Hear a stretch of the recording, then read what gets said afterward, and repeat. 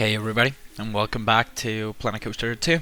Today, I thought it would be cool and nice to make a small project aside from the projects that I got going on. I wanted to play a little bit with the coaster builder and make a little blueprint today. So that's where the idea for this comes from. So I build this Gerstlauer Eurofighter over here. The name is Clockwork, and I just wanted to create like the most compact, small roller coaster based on, not based on anything actually, but like it's a roller coaster that's thought for a park that doesn't have like a really big budget, so and not a lot of space to work with. That's what the idea for this coaster came from. So I wanted to create like a roller coaster that had like a really small footprint, but it also packed a punch. It was kind of intense for the size that it has, and I think it turned out pretty great. So the name of this coaster is Clockwork, as you guys already know. I already told you guys, and it's pretty compact. It has a couple of versions, and it's based on a Gerstlauer Eurofighter, but I didn't base it on anything or any blueprint or anything that I saw. It's not based on any single coaster that I saw from Gerstlauer, so it might not be the most accurate coaster out there. But my goal was just to have a little bit of fun with the coaster builder and with Planet Coaster 2 in general without having to be and commit to a big project like Uriah Gardens is. And I wanted to have a little break from that. Not a little break from that, but I wanted to play with something else. And normally when I'm doing this kind of stuff, I do it off camera, and I just play with this stuff off camera, but I thought that I could just show you guys how I did this and how it turned out to be. And I think it turned out to be really good. It's a really small coaster, but it packs a good punch, and it has pretty decent capacity, I would say. Even though the trains are really small, it has 3 trains. It works with 3 trains.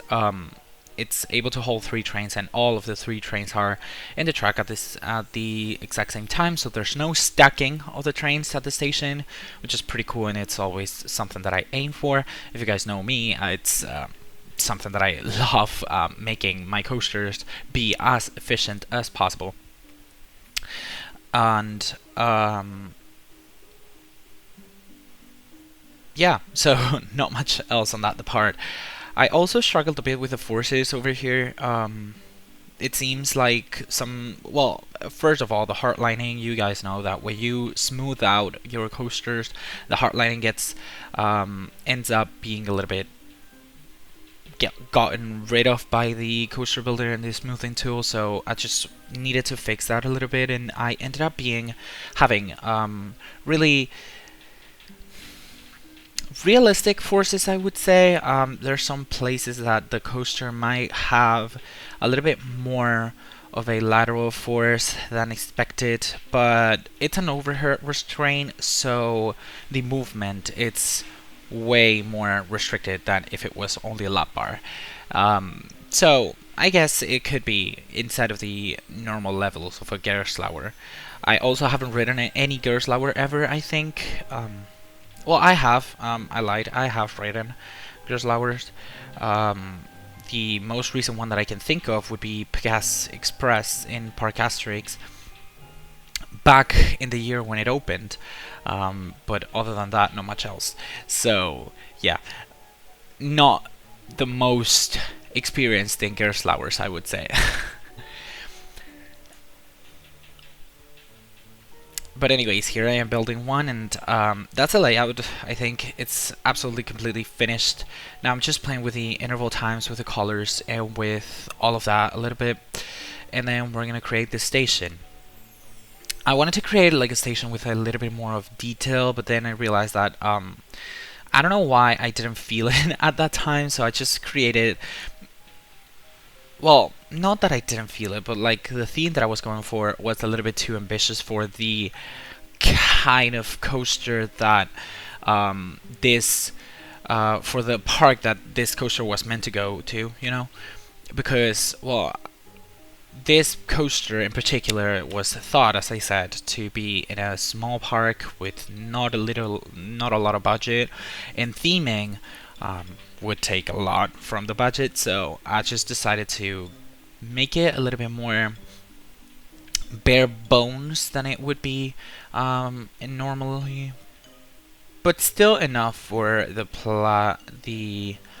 blueprint to be plopped anywhere and for it to be pretty cool. Alright, so in other news or other stuff that I've been working with, well, we're close to the update for the first December update. I am planning to do a deep dive into that update and to see how the update looks and what the new features are, and to go straight in and play with it a little bit as like a independent video or something. And I'm also working on the next episodes of Furia Industries, of course. They take a little bit long to create because, well, at the end of the day, it's not as easy as plopping a single coaster and making it a blueprint. You need to create the whole surroundings and you need to theme the whole thing. So it's a little bit more complicated than this little side project that takes literally no time to make. Because I created some side projects that I will be uploading at some point or another. So yeah, not a lot, not as easy as this one's. But this wasn't easy either, because, well, I don't remember how the shaping of this pathing was going to finish, but at this time I was struggling a bit with this flat ride that I don't remember the name of. I ended up scrapping it because my intention was to create a plaza, but then I ended up scrapping it because I could not get it right for my life. So I just ended up scrapping it, and I was like, okay, I prefer to give something that I know how to work with rather than give something that looks unfinished and messy and all that, you know. So I just scraped it, and it's going to be just the coaster.